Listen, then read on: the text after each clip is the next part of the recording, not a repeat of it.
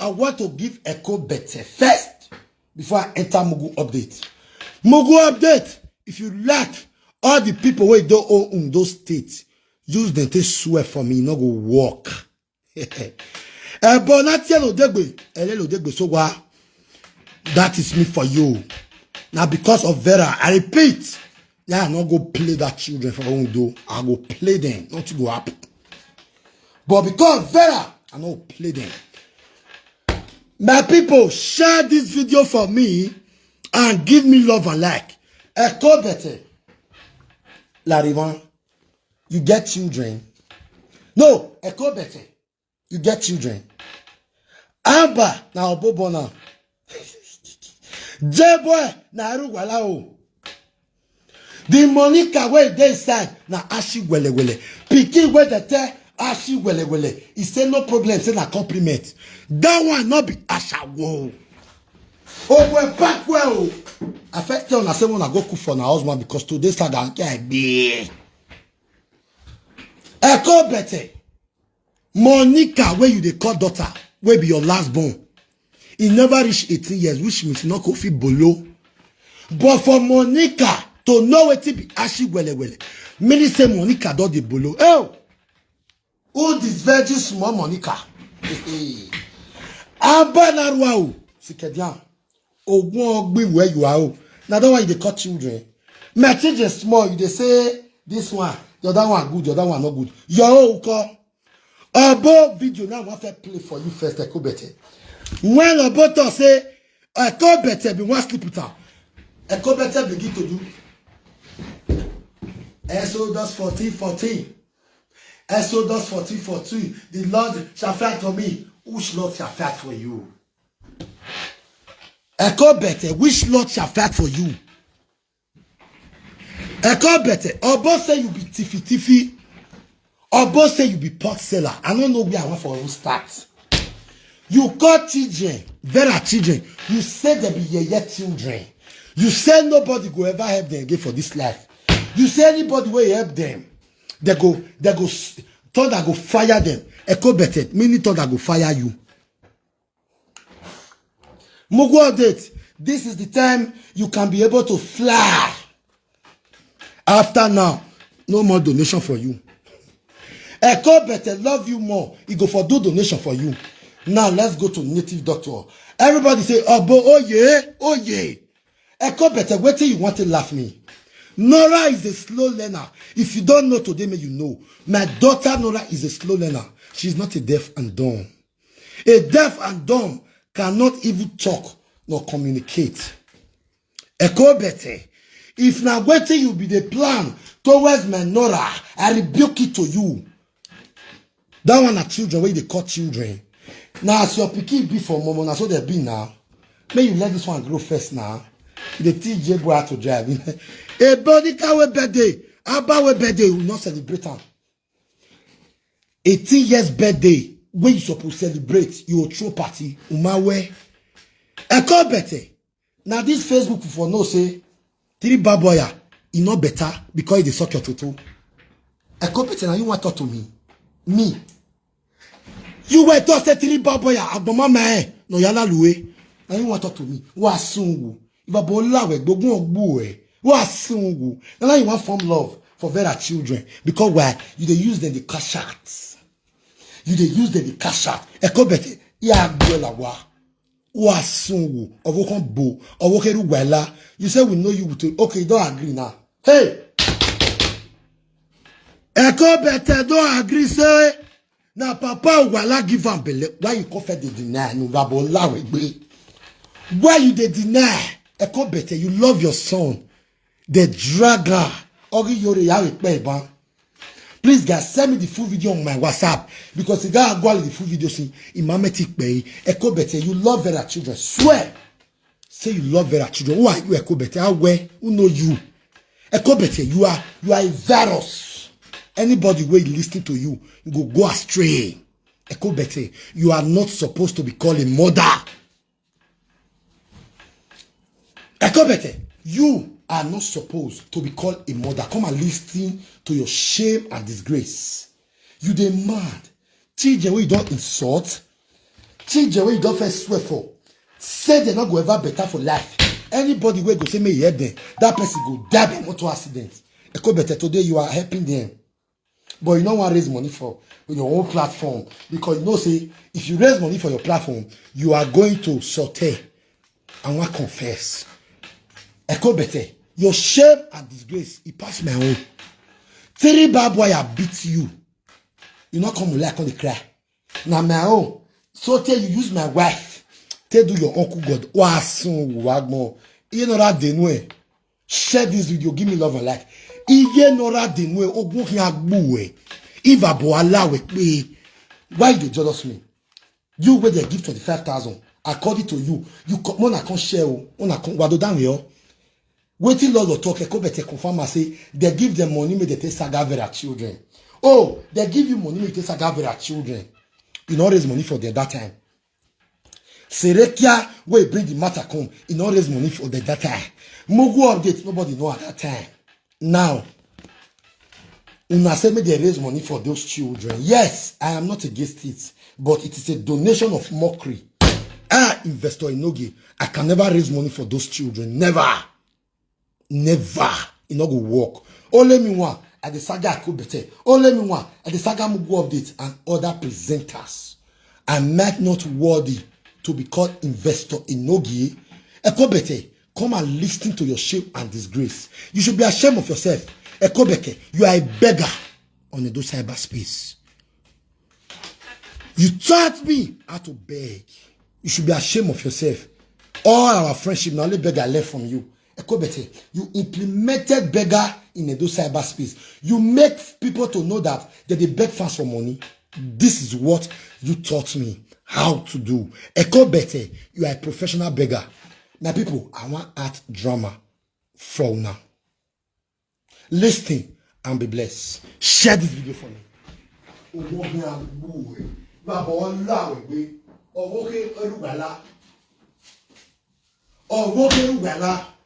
When Papa Wala to say what do the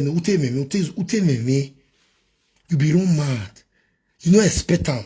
You decrease. You are I want to play on Kado. Share this video for me. This is when Ekobete was in Holland. Wagaye ogunya boy. Wabola wegbe Ekobete. Was de wagmo. You sure say you feel me for this saga? They not born you. All of you are dread together. They not born any of you. On no me we dey side. I be one boloran. But they say it too small. It too small. On no me toto we are. Jevin. On no me toto they smell. Oh yeah, it is me. Mona listen to person we say perfect for who. Mona listen to person we say perfect for her. Ko bete, usori. Iwabo lera rijegbe wa sun know you. Ovi undan. Ovi undan know you now. Tell me who know you ovi undan. They know you. Oh yeah. If I play your own, you will they drag the song for social media for how many years? Before I can't do Netherlands letter. Where they sell you letter, may come off for Netherlands, you begged. You begged. Even if not 2 €, I will play everything tonight. Pastor Grace will finish her for me. Pastor Grace say, if you ever call on your uncle daughter again, when the Queen Ebo was with you, not be so your life be. A life you will eat taban. We are ready to promote. If na Papa Wala and Mama Wala, let us scatter my marriage. Be good. So forget the old boy, yes, the truth. Mama Wala say your husband and victim. Take him of food now. Okay. Take him of food. Okay. Take him of food. What I share the video. I know say for now. For what now? For what? Okay now. When I wait to Obogo talk just now. Because again.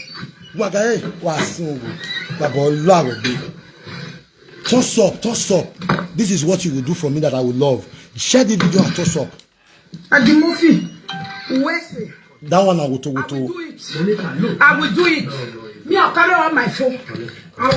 You don't know me, sis. I'll go let to Tago, they stay for this. Agbaka. No, when I cannot swear my own marriage. It's okay. For what? If you don't. Only if who is my marriage no spoil. I'm not trying enough. You know the secret we have for bread. You know the secret. My people, I call better a married woman or secret for married man. EJ, give your glass of water. Before we enter to home, I call better you beg on this social media. If I hold letter for one, I go play. Even if not 2 euro, my fans, please help me. I call better you implemented beggar. If I am a beggar today, I learn it from you. I call better, if I may ask, which secret you offer married man, you will be married woman. Go better. Which secret you owe for married man? Echo better when you na married woman. Echo better. Eru wala ibolo you toto you suck it bola he give you head for unwa. You said it with your mouth. Echo better. You are not worthy to talk to me. They never born you to talk to me. When Tiri Babwaya was a normal person, now he's a madman. When Tiri Babwaya was a normal person, he beat you for live video. He said, "May you stop this nonsense." He said, "No, like Eko better, aren't you ashamed of yourself? The only presenter that shop beans on live video after 12, 1 o'clock, he go shop beans. After 12, 1 o'clock, Eko better go shop beans. After 12, 1 o'clock, only beans, kitchen presenter. Go to your room and do live video. This is my parlor. If I your mama grave, I'll post all of them today.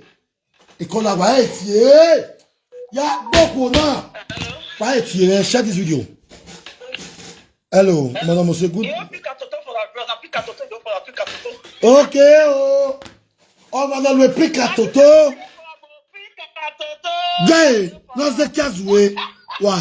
Justice for beans, misuse of beans. Zaga, they're supposed to arrest you for beans manipulation.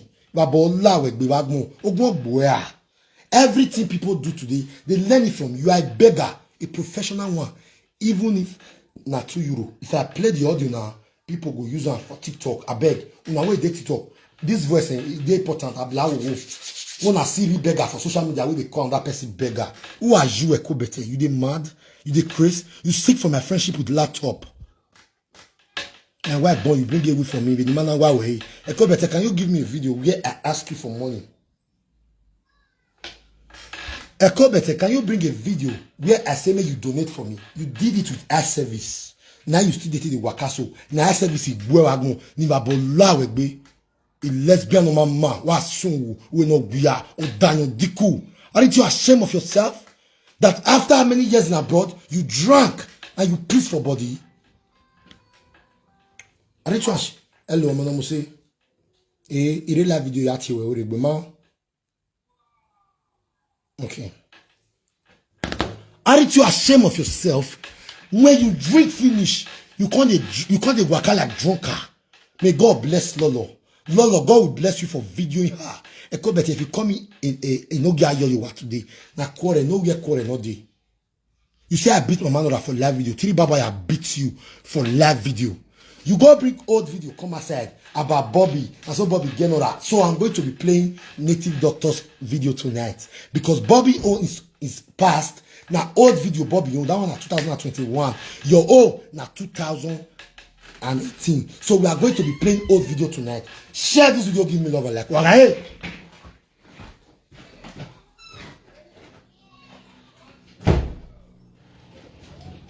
Wagaye. Wasu. Wabola we be wagon. As usual. They mad. You wear that piece for us. What you want tell me? The grace. You don't piece for us. Wow, wagon. Wagaye. Oh yeah.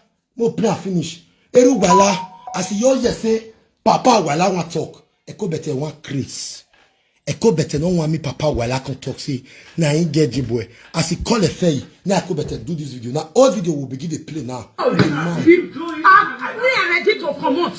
If na Papa wala, Mama wala, na I can scatter my marriage. He good. So far me the old boy hear the truth. Mama wala say you want some victim. Take him off food now. Mama Meti will. Take him off food. Mama Meti will. Take him off food. Mad. I know say Pay you. For what now? Wazaga. For what? Wazaga. Nabola. For what? Wazaga. Wasun. Waruwa. Nabola be. Zano babe. Nabola be you be. Adimofi. Wesley. Share this video. I will do it. Make the poop is the back like dog. What are I'm going to table the step of this. No! No! Mama, when I cannot spoil my own marriage. Okay. For what? You demand. Mama, while I cannot spoil your own marriage, but you want to spoil my own. You use my wife to share to your uncle daughter. Echo bet. Oh, I hear you wa. You see, I not feel build that from my mama. Say that my younger sister has. Now my mama, I agree. What about your mother's grave? Echo bete. Person where don't die. You not feel respect the dead. Person where don't die. Oh. You say you get money. You claim say you get Vela. Vela of 14. Wagbele star, man. Echo bete. Now Facebook you for ask for money for Vela. Till today, you are still paying. Echo bete. A causa of Belfast. And you know the shame with this your fake life. A woman that cannot defend herself. Say it bears for Europe. You still come aside. Where we are going. Where we are going. Adulterous woman. Not be my saga it agrees now say Papa Wala he rich. Now you want to say Papa Wala rich. When we for tell you before you say allow not be Wala. J boy is for Papa Wala. Now Obo na bon Amber. Obo not the finish for glass. Amber not the finish for glass. Do we marry with the name Amber na Arwao. Amber na semi ogmoma. I never see your girl where they use eyeglass before and your wife was still. You be your daughter that autism. Autism of Arwao. Autism of no coordination. And they come I can't play the way you take shop rice for party. Big man wife don't really cool. You want to talk to me? Wasungu. You will not feel build grave for your mama. How much? 100,000. You don't build better grave. You roof one for your mother. You not feel build. You laugh me. Say my mama will still be alive. My mama will they breathe. If they talk say I not feel build that for her, you they mad. You feel build that for your mama. Now you not feel build where your mama go for rest in peace. Oh you done. You ma bola we go gbu wasungu wagmo egbe. Don't worry. I'll play the video now. We need to saga Vera children. You see anybody will go help Vera children. That person go die. That person go do this. If nobody should help. Anybody will go do donation. When you talk at that time, you forget yourself. According to Queen Lolo, you say you forget yourself. If not be Queen Lolo, if you agree, say you collect money. Say that I'll give you Vera and her children. May you saga. May you bring outside. Bring them outside. Did you not bring them outside? You brought them outside to saga them. You not raise money for them that time. Donation of mockery. Now, Vasabi, now you see, take come outside for me. Bring any video with me. I take come on video. Say me, you help me do donation. This is why I can never respect your donation. This is why Vera children is coming to saga you all. Because they not getting the thing clear too now. Now, I service like that now. I didn't ask for your hand in donation. Now, Vasabi, me I fulfill the saga a pie the Murphy. I make you do one. Make people for say, or raise go ne.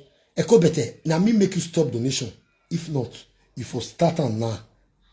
Yes, I made you stop it. Because I say no my phone like berry. Wa zaga wo bo. No man will not be now. Go look at your TV. Now Piki they drive. Piki complete 2 years. I'm met with birthday ne. A picture on Red TikTok. I celebrating birthday or woman. Wasungu. Come. Larry, you will tell us with your mouth. You say me no love my wife. Say I pretend that day for my marriage. Okay, maybe we can't hear your own. Waga video na me. Share this video for me, guys. All I want, now just the share. Wanna leave the rest for me. Guy me, wazaga wagme vabo lawe. You will tell me I put more action. I'll block you here now. The action boy. Wa le saga la me. Vabo lawe. Put more action boy wagmo. I'll block you here now. Not be the come off go better distances. Put more action boy. And you want to me pour moi action. Wabo la wegbe. E ko bete de pour moi action la mi. Nous zaga. Puis vous colla. Nous colla la yumi. Nous zaga. See the cry. You see the cry till today till tomorrow. Who is vie? Who is so? I could better listen to yourself. This one be really tell no say all this boy no say na gbona na me bun we wala no bun gbe. O mi ra ba me na e cause ala luwe bun gbe agbe mama. Ala luwe bun gbe. This one be really tell no say all this boy no say na gbona na me bun we wala no bun gbe. O mi ra ba me na e cause ala luwe bun gbe agbe mama. I could better. A woman that can come on social media to tell us, say, her husband is suck pekus. Say that the pekus, when your husband is suck, let make life not better for your husband. It could better way like the way agreement go on. When I go mama that for him, you said it with your mouth. It could better. You said it with your mouth. For you to bring down your, you know that my table now. Mama Nora never still do this one to me. And you say you are a successful woman. How are you a successful woman? Because behind every successful man, there is behind the successful woman. How you can be a successful woman? We're not Zua. We're not Oua. Ovokombo. Pastor Grace Tine. Eloni. Guyagua. Pastor Grace. First of all, when you are neko better, or raise it, you say, "Come back to do life video." What go post it? Okay. Okay. All the talk, he always post paper. What go post it? When you are born, what go post it? The three bad boy have a birthday on my post paper.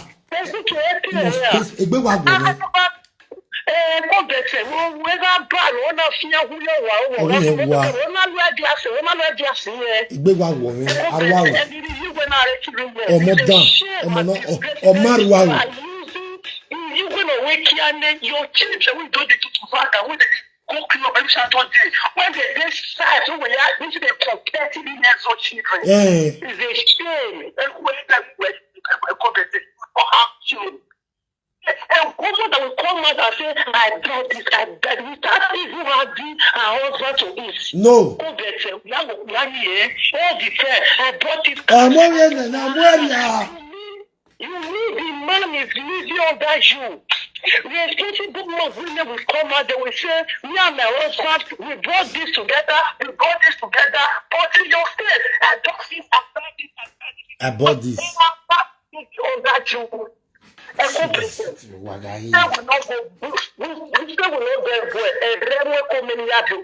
God forbid. They don't let me go when they go to the trap.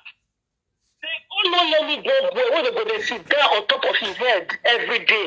People are sitting down on top of the secret head. Kakabo. Totally new. How you do Monica Nash?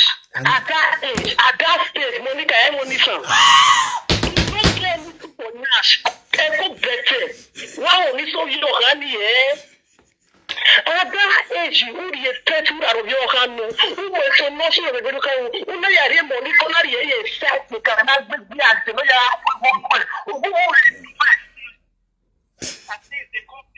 okay, you're talking about Go on.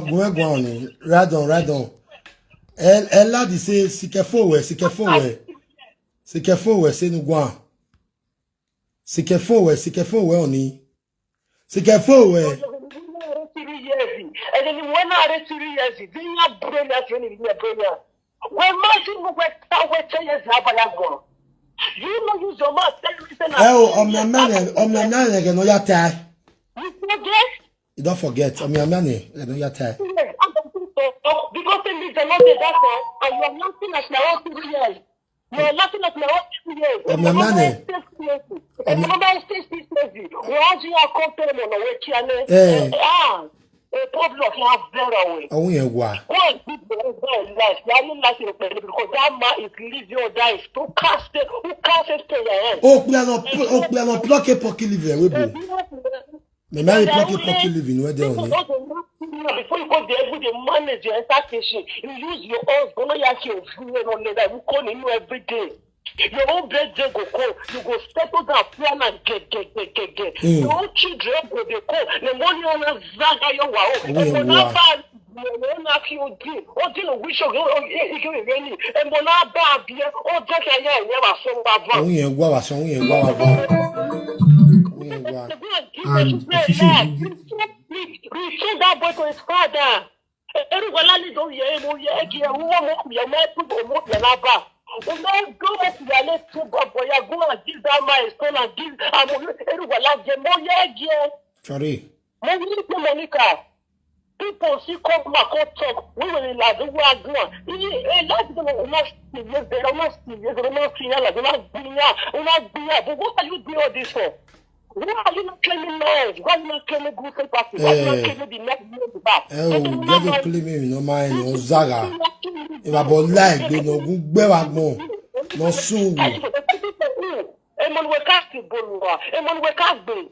As money the why are you not fighting for them now? Who is fighting for them? Monica, no, you are sorry.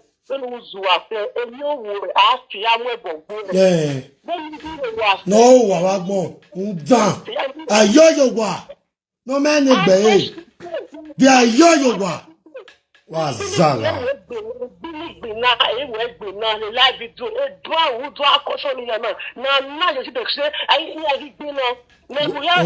When I get good boy go.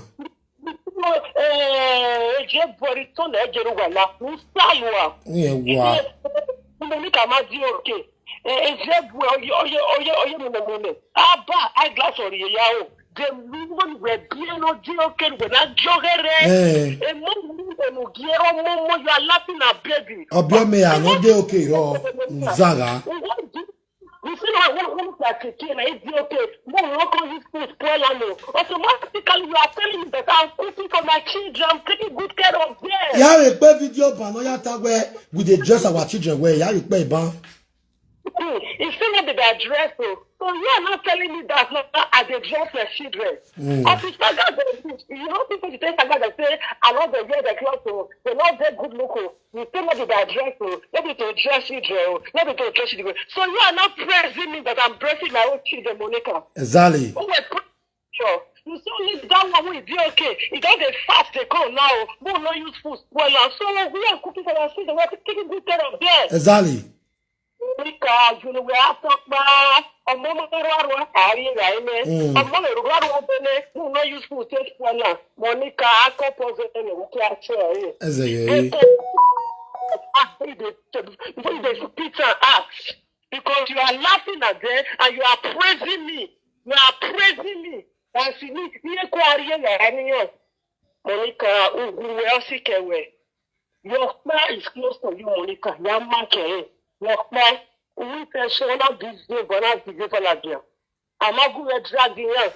Then the morning, they are with their father. Exactly. The song of the filling station. J-Boy, you are growing now. Time is coming. You will watch this video. Go and meet your father. Your father is a billionaire. Then J-Boy, malabwe. Irugwala agbome. Agbome. Brother is not your father. That man is the God to your own stepmother. He's not your father. J-Boy, go back to your father's house. Your father needs you. Yeah, they used to be quarrel. I want to know see Monica back car credit. She has for you. So Ukinebo guy can no ya alude. Ukinebo was Monica umbrella. But we want to live life like Kate. Nothing make life. The Kate is say when sorry, Nenya. You make Kate the day is me at all. The me one we ya compare. The Kate is me to get. This Kate level.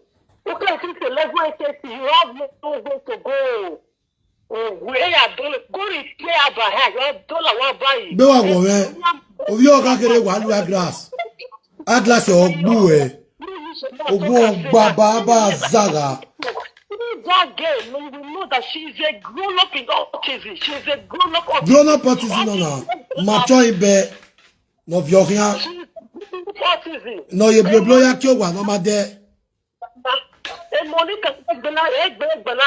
Imagine. Monica no ma say 18 years. Ana ti ashi wele. Ona we compliment no.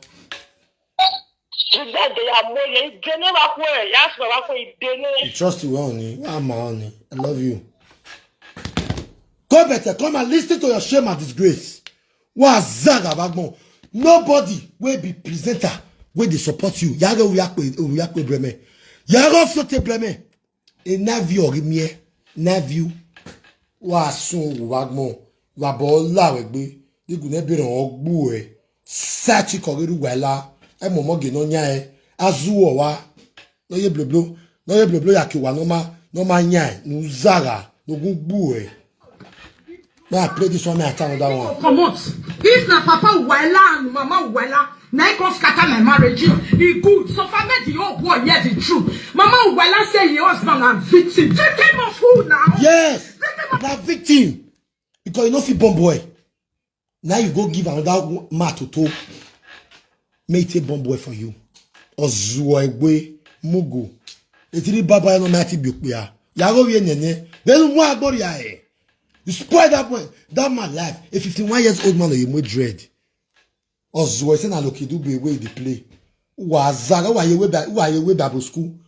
Who are you way Bible school? The Bible school. Buwa. Who are Zaga? No go buwa wagmo. Abu general service or buwe. Mona si Bible school. Ya le ya babo. Ade ndo Zaga wagmo. Mona si Bible school. Where they do saga. Where do Bible school? Where they? Wadore Bible school no bue. E Bible school no marking ya Ozuo, hungry presenter. No avec bebe social media. No momenti kaka no ye. No mweru wala kia. No wagmo phone. Babo lara you egbe. Mo na si Bible school. Wagi Bible school. Hello.